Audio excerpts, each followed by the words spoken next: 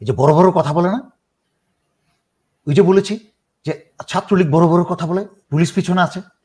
আর police এতদিন মনে আছে ওই চোরা বেনজির কি লেকচার মারতো, মদ খেয়ে আমাকে হেলে দুলে পড়ে যাচ্ছে সচিবদের সম্মেলনে, মনে আছে কত বড় বড় ডায়লগ ধমক দিয়ে ঝাড়ি দিয়ে। এখন কোথায় সেই বেনজির? ইনশাল্লাহ সময় বেশি দূরে নাই, হাসিনার কোনোদিন বক্তব্য আসবে না। আমার ধারণা তার জীবনের শেষ বক্তব্যটা সে দিয়ে দিল। কিন্তু আমি বুঝতে পারি না, আমার মাথায় আসে না যে একই সেনাবাহিনী থেকে, একই বাংলাদেশ মিলিটারি একাডেমি থেকে কমিশন পেয়ে আমি বেরিয়ে আসছি, সেই একই প্রশিক্ষণ পেয়ে একই একাডেমি থেকে একই ওয়াদা করে একই প্রসেসের থেকে যেই যেই বিস্কিটটা বেরিয়ে আসলো, যে খাবারটা একই মেশিন থেকে বেরিয়ে আসলো, একটা এই খাবারের ব্যাচটা কি করে এত খারাপ হয়? জামাত, বিএনপি, শিবির সবাই কোন দেশের? সবাই তো বাংলাদেশের জনতা প্রথম। বাংলাদেশের অর্থনীতি যখন ভালো হয় তখন তাদের জন্য ভালো, বাংলাদেশের অর্থনীতি যখন খারাপ হয় বা রাজনৈতিক অবস্থা খারাপ হয় সবার জন্যই খারাপ। এবং বাংলাদেশে যখন দমন নিপীড়ন দুঃশাসন চলে, সেই দুঃশাসনের ভোগান্তি কিন্তু জামাত, শিবির, বিএনপি তারাই সবচেয়ে বেশি ভোগ করে। অবশ্যই বাংলাদেশের বর্তমান ছাত্ররা যারা রাজনীতি করে না, তারা পর্যন্ত গত 15 বছর ধরে তারা টের পাচ্ছে হারে হারে যে দেশ কিভাবে চলছে, তাদের পরিবারের উপরে কি ধরনের আঘাত আসছে।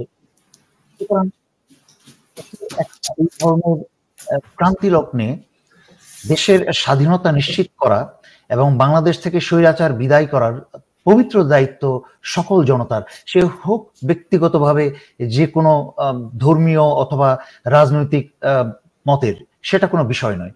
এটা সকলের প্রথম পবিত্র দায়িত্ব। একটা বিএনপির সদস্য যারা ছেলে পেলে, তাদের দলের স্লোগান দেওয়ার আগে, দলের পক্ষে কথা বলার আগে তাদের পবিত্র দায়িত্ব হচ্ছে দেশের পক্ষে কথা বলা। একইভাবে জামাত হোক, শিবির হোক, সাধারণ জনগণ, ছাত্র, সবার একই দায়িত্ব। সুতরাং এখানে আইসোলেট করার, ডিভাইড করার, ওই যে ডিভাইড এন্ড রুল, ডিভাইড করার কোনো সুযোগ নেই। আমি এই স্বৈরাচারীর বক্তব্য শুনছিলাম, যদিও আমার ঘেন্না করে তার বক্তব্য, তার কথা শুনতে। তারপরও আমি আজকে এরকম একটা সময়, আমি জানি মহিলার ডায়রিয়া মাউথের মুখে থেকে কি বেরোবে, আমি জানতাম। সে হুমকি দামকি দিবে, পতনের আগে একটু দেখানোর চেষ্টা করবে তার অনেক সাহস, এখন সে টিকে আছে। অস্ত্রের মুখে কিছু ব্যবসায়ী তুলে ধরে নিয়ে আসছে, তাদের হাততালিগুলো খেয়াল করবেন, এরকম করে হাততালি দিচ্ছে, একটু হাতটা তুলেও জোরে হাততালি দিচ্ছে না। মানুষের হাততালি দেওয়ার মাঝখানে তো একটা আনন্দ আছে। কিন্তু এই কারফিউর মধ্যে কিভাবে এত ব্যবসায়ী আসলেন সেটা তো একটা, এটা কি এখনকার নাকি আগের? না না, ঠিক আছে, হোক এখনকার। আপনাকে একটা জিনিস বুঝতে হবে, যেটা আমি এই গতকালকের যে লাইভটা গেছে অত্যন্ত গুরুত্বপূর্ণ, তাই অন্যান্য বিষয়গুলো আমি ওর মাঝখানে ঢুকাইনি, ভিডিওটা যেন লম্বা না হয়। বাট আজকে আপনার অনুষ্ঠান মাঝখানে কথাগুলো বলতে হবে আমাকে। আমি কিন্তু বেশ কিছু সাংবাদিককে আমি মেসেজ পাঠিয়েছি, আমি কনক সরকার থেকে আরম্ভ করে ইলিয়াস আরম্ভ করে আরো কয়েকজনকে মেসেজ পাঠিয়েছি যে স্বৈরাচারী শেখ হাসিনা এবং ভারতের র মিলে এবং এমনকি যুক্তরাষ্ট্রের সমর্থনে যেই ধোয়া পাওয়া যাচ্ছে। আমি গতকালকে যে লাইভে যে বিষয়টা বলেছি যে হঠাৎ করে যুক্তরাষ্ট্রের বাংলাদেশের এমবেসি কি করে এরকম একটা মেসেজ দিল যে বিনা নোটিশেই কোনো জঙ্গি আক্রমণ ঘটে যেতে পারে। তাদের কাছে কি তথ্য আছে সেটার প্রমাণ, সেটা প্রমাণ দেখার জন্য কি তথ্য আছে, হঠাৎ করে এই কথা বললো কেন? আবার একই সাথে দেখেন স্বৈরাচারী শেখ হাসিনা কিন্তু 21শে জুলাই কিন্তু বাংলাদেশের যুক্তরাষ্ট্রের এমবেসি এই কথাটা বললো, আর ঠিক তার পরের দিন 22শে জুলাই স্বৈরাচারী শেখ হাসিনা বলল যে অঘটন ঘটে গেলে কিন্তু তার দায়। রাষ্ট্রও কিন্তু অঘটনের কথা বলেছে, স্বৈরাচারী হাসিনাও কিন্তু অঘটনের কথা বলেছে। ঘটনাটা কি? দুইটা জায়গা থেকে এক্সকিউজ মি, দুইটা জায়গা থেকে একই অঘটনের আওয়াজ দেওয়া হচ্ছে। আমি কিন্তু বারবার, আমি কিন্তু দেশের স্বার্থে, জনগণের স্বার্থে, আমি এমনকি গতকালকে আমি এমন একটা সময় সবাইকে একসাথে মিলে কাজ করতে হবে। আমি কাউকে বিতর্কিত করতে চাই না, কাউকে নিয়ে কি বলে এটাকে, কাউকে ব্যক্তিগতভাবে সমালোচনা করতে চাই না। আমি যেটা কখনোই আমার লাইভে কখনো কাউকে নিয়ে সমালোচনা করি না। বিএনপির মধ্যে কি কেউ স্টুডেন্ট নাই? মানে তাদের ঘরের ছেলেমেয়েরা কি পড়াশোনা করে না? অবশ্যই, আমি প্রথমে মিস হাসিনা আপনাকে একটা কথা বলি, সহজ অঙ্কটা বুঝতে হবে। ওই যে সে মনে করে যে সে যে ব্ল্যাবারিং করে যাচ্ছে, তার মুখ থেকে যা বেরোচ্ছে, মানে মানে এটা সে হচ্ছে একটা সাইকোপ্যাথ। তো সাইকোপ্যাথ হচ্ছে, সাইকোপ্যাথের সংজ্ঞা আমি এখানে বলে সময় নষ্ট করতে চাই না, বাট যারা বোঝেন সাইকোপ্যাথ কি জিনিস, যেই সাইকোপ্যাথরা হচ্ছে কোনোদিন কারোর প্রতি কোনো দয়া মায়া মমতা এবং ভালোবাসা থাকে না, এরা কোনোদিন ভালোবাসায় জড়ায় না। সাইকোপ্যাথরা নিজের বিশ্বাসে এরা সবসময় উচ্ছ্বসিত থাকে। তো এই হাসিনা সাইকোপ্যাথের এত বেসিক্যালি বাই ব্লাড কিলার, তার বাবা তার ভাই সবই তো কিলার, এবং এরা হচ্ছে ব্যাংচোর এবং কিলারের পরিবারটা হচ্ছে খুনি এবং ব্যাংচোর দস্যু একটা পরিবার, রক্তের ভিতরে এদের। এবং স্বৈরাচারী শেখ হাসিনা কতগুলা, যেটা একসাথে আমার কথাগুলো বলে যেতে হবে যে আপনার অনেকগুলো কয়েকটা প্রশ্ন করেছেন, এই ব্যবসায়ী কোত্থেকে আসলো। হাসিনা আমাকে হঠাৎ করে আলোচনার মাঝখানে প্রশ্ন করলো, কিন্তু আমি খেই হারিয়ে ফেলি, তখন বিষয়টা থেকে সরে যাই। হ্যাঁ, আপনার আলোচনা শেষ হলে আমি হ্যাঁ, thank you, I appreciate, thank you. এই যে বিষয়টা হচ্ছে, যখন বিডিআর হত্যা করে স্বৈরাচারী শেখ হাসিনা এবং ভারত মিলে, বিডিআর এর 57 বাংলাদেশ সেনাবাহিনী 57 জন সেনাবাহিনী অফিসার হত্যা করে বিডিআর, তখন কিন্তু সকালবেলা যখন জেনারেল শাকিল যে হত্যা করেছে হাসিনা, এই খবরটা বাংলাদেশের কোনো মানুষ জানার আগে কিন্তু ভারতের খবরে এটা বলেছে, এনডিটিভিতে বলেছে যে বিডিআর এর ডিজি জেনারেল শাকিল নিহত হয়েছে। তার এই ভারতের নিউজ মিডিয়া থেকে কিন্তু আমরা প্রথম জানতে পারি। একইভাবে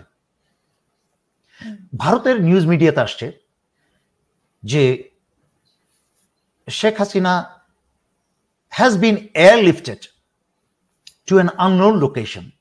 মানে স্বৈরাচারী শেখ হাসিনাকে এয়ারলিফটেড বলতে তো বোঝা, যেটা স্বাভাবিক অর্থে বোঝা যায়, সেটা যাকে হেলিকপ্টারে করে তাকে কোথাও সরানো হয়েছে। কারণ বড় একটা বিমান নেমে তাকে তুলতে তুলতে তো মানুষের, বাংলাদেশ হচ্ছে একটা ঘনবসতিপূর্ণ জায়গা, যেখানে আর একটু সময় লাগে, উনি তার দৌড়ায় উঠে যেতে পারবেন না। এক নাম্বার, দুই নাম্বার হচ্ছে বাংলাদেশে এত ঘনবসতি যে আপনি দুইজন আরেকজন ব্যক্তির সাথে কথা বলবেন গোপনে একটা, সেই জায়গাটাও পর্যন্ত নেই। আর সেইখানে একটা দস্যু একটা প্রধানমন্ত্রী, তার গাড়ি বহর যাবে, তার আশেপাশে তার চাকর বাকর, অনেক সেনাবাহিনীর চাকর বাকর থাকবে, তারপরে ওই দাসীবান্দি থাকবে, কি বলে ওই তথাকথিত রাজনৈতিক লোকজন থাকবে, তারপরে সাংঘাতিকরা থাকবে বাংলাদেশের, যারা 15 বছর ধরে স্বৈরাচারী শেখ হাসিনার চাকর বাকর। তো সবকিছু মিলে এটা গোপন করা অসম্ভব। সুতরাং স্বৈরাচারী শেখ হাসিনা তার গণভবন থেকে, ছাত্র আন্দোলনের শুরু থেকেই যখন বেগতিক হয়ে যাচ্ছে, সে গণভবন ছেড়ে অন্য জায়গায় ছিল, সেখান থেকে হেলিকপ্টারে করে তার বয়ফ্রেন্ড মোদির কোনো দেশের হয়তো বা বর্ডারের সীমান্তে কোথাও আশেপাশে কোথাও একটা গোপন জায়গায় সে আছে। এই যে বড় বড় কথা বলে না, ওই যে বলেছি যে ছাত্রলীগ বড় বড় কথা বলে, পুলিশ পিছনে আছে। আর পুলিশ এতদিন মনে আছে ওই চোরা বেনজির কি লেকচার মারতো, মদ খেয়ে আমাকে হেলে দুলে পড়ে যাচ্ছে সচিবদের সম্মেলনে, মনে আছে কত বড় বড় ডায়লগ ধমক দিয়ে ঝাড়ি দিয়ে। এখন কোথায় সেই বেনজির? ইনশাল্লাহ সময় বেশি দূরে নাই, হাসিনার কোনোদিন বক্তব্য আসবে না। আমার ধারণা তার জীবনের শেষ বক্তব্যটা সে দিয়ে দিল। আমার বিশ্বাস আল্লাহর রহমতে তার জীবনের শেষ বক্তব্যটা সে দিয়ে দিল। এই বক্তব্যে কতগুলো ব্যবসায়ীকে বক্তব্যটা জোর করে শোনার জন্য কতগুলো ব্যবসায়ীকে রীতিমতো জবরদস্তি করে তুলে আনা হয়েছে। কারণ ব্যবসায়ীরা কারা? ব্যবসায়ীরা হচ্ছে সবসময় সরকারি দলের। এরা বিএনপি আসলে বিএনপি জিন্দাবাদ, আওয়ামী লীগ আসলে আওয়ামী লীগ জয় বাংলা। আমি এদেরকে দোষ দিব না। হ্যাঁ, এদের কোনটা দোষ দিব? এদের কোনো নীতি নাই, এদের কোনো নীতি নাই। আর যাদের নীতি নাই তাদের কোনো চরিত্র নাই। বিদেশে তো অনেক ব্যবসায়ী আছে, তাদেরকে একটা নিজস্ব মতামত আছে যে তারা ডেমোক্রেট না রিপাবলিকান, কনজারভেটিভ, কাকে সমর্থন করবে। তারা কিন্তু সেখান থেকে এসে তেল মারে না। মিস্টার ট্রাম্পের সাথে হ্যান্ডশেক করে মিস্টার ট্রাম্প বা মিস্টার প্রেসিডেন্ট বলে তেল মারে না। কারণ রাজনীতিবিদদেরকে ব্যবসায়ীদের কাছে গিয়ে ধর্ণা দিতে হয়, তেল মারতে হয়। কিন্তু বাংলাদেশের বিষয়টা হচ্ছে আলাদা। কারণ বেশিরভাগ 99.9% ব্যবসায়ীগুলো হচ্ছে চোর, যারা ডেভেলপমেন্ট, আমি অন্য সাবজেক্টটা বিষয়টা অন্যদিকে নিতে চাচ্ছি না, কারণ ব্যবসায়ীটা ব্যাখ্যা করতে হবে ব্যবসায়ীগুলো কারা এখানে যারা বসেছে। সব অসৎ। আওয়ামী লীগের আমলে ব্যাংকের থেকে হাজার হাজার কোটি টাকা লোন নিয়েছে, সেই লোন খেলাপি, যেই লোনকে তাদের ফেরত দিতে হবে না, হ্যাঁ, সুতরাং হাসিনা সকল অনুষ্ঠানে হাজির থাকে, বড় বড় ওই লোনের টাকাই আবার উপঢৌকন কিনে দেয়, ওই লোনের টাকায় আবার জৌলুস করে, আবার এই ব্যবসায়ীরা আবার আওয়ামী লীগের নেতা নেত্রী এমপিদের সাথে আবার ছেলে মেয়ে বিয়ে দেয়, আবার এদের ছেলে মেয়েদের বিয়ে শাদীতে কোনো ঠিক নাই, এক মেয়ের বা এক ছেলে 5টা 10টা বিয়ে হয়, কারণ বিয়ের ধুমধাম করে 100 কোটি টাকা খরচ করে আবার 6 মাস পরে ডিভোর্স হয়ে যায়, কারণ এদের বিয়েটা হচ্ছে একটা ব্যবসায়িক লেনদেন। তো মূল কথা হচ্ছে এখানে ব্যবসায়ী কারা? এরা আসছে, মনের মাঝখানে সাইকোলজিটা বুঝতে হবে, এরা আসছে যদি বাই চান্স হাসিনা টিকে যায় সুতরাং আমাদের যাওয়া উচিত, আর যদি টিকে না যায়, পতন হয়ে যায়, তখন এদের বিবৃতিগুলা শুনবেন আমার কথার সাথে মিলে কিনা। আমাদের কাছে পুলিশ আসছে, আমাদের কাছে এসএসএফ আসছে, আমাদের কাছে ডিবির লোক আসছে, আমাদেরকে অস্ত্র দেখিয়ে আমাদেরকে নিয়ে গেছে ওই জায়গায়। মাইন্ড এই কথাগুলো মনে রাখবেন। প্রশ্ন যে এর মধ্যে কিভাবে আসলো, কারফিউর মধ্যে, এটা ওইটা আলোচনার বিষয় না, সোজা কথা হচ্ছে এখনো বাট ওখানে যারা বসেছিল ব্যবসায়ীরা অন্তর থেকে কিন্তু তাকে কেউ সমর্থন করছে না, সবাই তাকে অন্তর থেকে ঘৃণা করছে। কারণ এইটা কথাটা শুনতে হবে, কারণ কি এই যে ইন্টারনেট বন্ধ করে কারফিউ জারি দিয়েছে, এমনি বাংলাদেশের অর্থনীতিকে হাসিনা একদম চিবিয়ে আখের রসের মতো খেয়ে, আওয়ামী লীগ এবং হাসিনা মিলে আখের ছোলার মতো খেয়ে ফেলে দিয়েছে। বাংলাদেশের অর্থনীতি শেষ, ডিস্ট্রয়েড। আপনি কি মনে করেন বাংলাদেশের অর্থনীতি ডিস্ট্রয়েড মানে কি? ব্যবসায়ী থেকে এটাতে এফেক্টেড না? Severely affected. তাদের রপ্তানি এলসি খুলতে পারছে না, ইত্যাদি ইত্যাদি, তারাও এফেক্টেড। আর এন্ড রেজাল্টটা মানে সকল কিছুর খারাপ ফলাফল শেষ অংশটা সাফার করছে হচ্ছে জনগণ। তো এখানে যারা ব্যবসায়ী এই যে কারফিউ দিচ্ছে, ইন্টারনেট বন্ধ করে রেখেছে 4-5-7 দিন ধরে, সমস্ত ব্যবসা বাণিজ্য, ব্যাংকিং, লেনদেন সব বন্ধ। এটা কার জন্য? কে বন্ধ করেছে ইন্টারনেট? হাসিনার সাধ্য আছে? খুলুক না ইন্টারনেট। ইন্টারনেট যখনই খুলবে ব্যবসায়ীদের জন্য, তার সমস্ত কুকর্ম, ছাত্রলীগ এবং পুলিশ কি করে ছাত্রদেরকে মারছে এবং রাতের আধারে কি করে বাড়িতে বাড়িতে ঢুকে ছাত্রদেরকে গ্রেফতার করে নিয়ে আসছে, তাদের যেসব ছাত্রদের বাড়িতে ল্যাপটপ এটা সেটা আছে, এমনকি তাদের ব্যক্তিগত পড়াশোনার ল্যাপটপটা পর্যন্ত ছিনিয়ে নিয়ে যাচ্ছে। আমি রিপোর্ট পেয়েছি যে বাড়িধারার বিভিন্ন বাড়িতে ঢুকে ঢুকে বা বাংলাদেশের বিভিন্ন ধানমন্ডি অন্যান্য এলাকায় ছাত্রদের বাড়িতে বাড়িতে ঢুকে ঢুকে গ্রেফতার করছে। সমস্ত ভিডিও কিন্তু ইন্টারনেটটা চালু করার সাথে সাথে মেয়েদেরকেও লাঞ্ছনা করছে, এই ধরনের খবর আমরাও পেয়েছি। 100%। ওই যে স্বৈরাচারী শেখ হাসিনা একটা কথা বললো, তার বক্তব্য শুনলাম, সারা বক্তব্য জুড়ে হচ্ছে 99% হচ্ছে আমি আমি আমি আমি। সে কিন্তু চোখ বন্ধ করে, কাকের মতো চোখ বন্ধ করে সে মনে করছে তাকে কেউ দেখছে না। বাংলাদেশের সবাই বোকা, কেউ বুঝতে পারছে না তার মুখ থেকে কি বেরোচ্ছে। তার মুখ থেকে, তার মুখের কথা শুনে শয়তানও হাসছে। বাকি মানুষের কথা বাদ দিলাম। আর বাকি আর কি কে বললো আমি দেশে আসতে চেয়েছি আর দেশে এসেছি, এটা শুনেও বাংলাদেশের মানুষ আসছে। শহীদ জিয়ার জীবনের সবচেয়ে বড় ভুল যেটা ছিল এই অসভ্য মহিলাকে দেশে আসতে দেওয়া। শহীদ জিয়া যদি এই শয়তানটাকে দেশে আসতে না দিত তাহলে আজকে দেশের এই করুণ অবস্থা হয় না।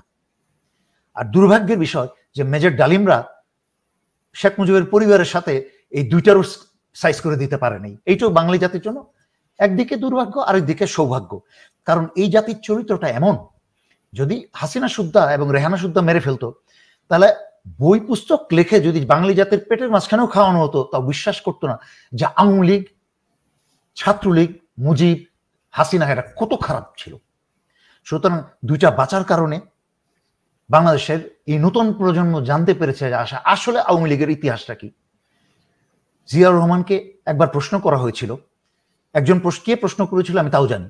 যে প্রশ্নটা করেছিলেন একজন সিনিয়র জেনারেল, ওনার মুখের থেকে আমি কথা শোনা। জিয়াউর রহমানকে জিজ্ঞেস করেছিলেন, জিয়াউর রহমান ড্রাইভ করছিলেন আর ওই জেনারেল পাশে বসা ছিলেন। তো এখন আর জেনারেলরা তো বসে থাকে দাসীবান্দি চতুর্দিকে, তখন জিয়াউর রহমান ওই সব জেনারেলরা নিজেরাই ড্রাইভ করতেন। প্রেসিডেন্ট হয়েও কিন্তু নিজেই ড্রাইভ করছিলেন ওই ভাঙাচোরা ছাদখোলা জিপটাতে। জিয়াউর রহমানকে প্রশ্ন করেছিলেন যে আপনি শেখ মুজিব সম্পর্কে ভাষণে কোনো বক্তব্যে কিছু বলবেন? জিয়াউর রহমান বলেছিলেন না, আমি কিছু বলবো না। শেখ মুজিব ইতিহাসে তার নিজের জায়গা খুঁজে পাবে। কি সুন্দর, কি চিন্তা ভাবনা ছিল ওনার, যে উনি বুঝে ফেলেছে এখন বাংলাদেশের এই নতুন প্রজন্মের বাচ্চা কাচ্চা পর্যন্ত জানে যে মুজিব পরিবার মানেই হচ্ছে একটা অভিশপ্ত পরিবার, একটা খারাপ শয়তানের রক্ত এদের। যাই হোক, প্লিজ। জি। আমি আমরা শুনেছি যে সেনাবাহিনী গুলি করবে না। কিন্তু আমরা তো ইতিমধ্যে দেখলাম একজন গুলি করতে এবং বাকি অন্যান্য জায়গায়ও আমরা দেখছি যে সেনাবাহিনী আ মানে নীরব ভূমিকা পালন করছে। সেনাবাহিনীর পাশ থেকে গুলি ছুড়ছে।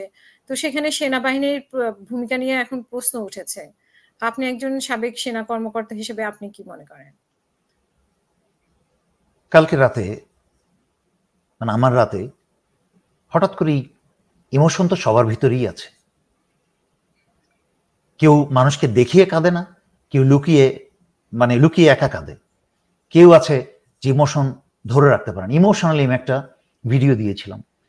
দুঃখটা কষ্টটা লাগে হচ্ছে সেনাবাহিনীর বর্তমান এই প্রজন্মের সেনাবাহিনীকে দেখে, এবং আফসোস যে বর্তমান সেনা প্রধান থেকে আরম্ভ করে বর্তমানে যত জেনারেল আছে সবাই কিন্তু পাকিস্তানের কমিশন, বীর মুক্তিযোদ্ধা, 65 ওয়ার করা, তার মাঝখানে যুদ্ধে বীর, তার পরবর্তীতে বাংলাদেশের স্বাধীনতা যুদ্ধে 71-এর মুক্তিযোদ্ধা বীর, অনেক জেনারেলকে দেখেছেন। যেহেতু আমি দেখেছি, ওনাদের সাথে চলেছি, ঘুরেছি ফিরেছি, আর বর্তমানে যারা জেনারেল আছেন সবাই দেখেছে, এবং তাদের প্রশিক্ষক কিন্তু অনেকেই সেই আমলের ছিল। আমাদের বাংলাদেশের বর্তমান যারা সিনিয়র জেনারেল, তাদের সবার ডিভিশন কমান্ডার, সেনা প্রধান সবাই কিন্তু পাকিস্তান কমিশন ছিল। তারা বীরত্ব দেখেছে, সাহস দেখেছে। কিন্তু আমি বুঝতে পারি না, আমার মাথায় আসে না যে একই সেনাবাহিনী থেকে, একই বাংলাদেশ মিলিটারি একাডেমি থেকে কমিশন পেয়ে আমি বেরিয়ে আসছি, সেই একই প্রশিক্ষণ পেয়ে, একই একাডেমি থেকে, একই ওয়াদা করে, একই প্রসেসের থেকে যেই বিস্কিটটা বেরিয়ে আসলো, যে খাবারটা একই মেশিন থেকে বেরিয়ে আসলো, একটা এই খাবারের ব্যাচটা কি করে এত খারাপ হয়? এই বাংলাদেশ কমিশনের এই ব্যাচটা, যারা বিভিন্ন উচ্চ পদস্থ পর্যায়ে আছে, এত খারাপ, এত নীতিহীন, নীতি বিবর্জিত কি করে হয়? চোখের সামনে সশস্ত্র বাহিনী গুলি করছে না, প্রথম কথা হচ্ছে এইটা। যেই কুলাঙ্গার ইউনিফর্ম পরিহিত, বাংলাদেশ সেনাবাহিনীর ইউনিফর্ম পরিহিত বা বিজিবির ইউনিফর্ম পরিহিত যে কুলাঙ্গারটা গুলি ছুঁড়েছে, সে হচ্ছে এই স্বৈরাচারী বদমাইশ হাসিনার এক বদমাইশ মন্ত্রীর ভাই।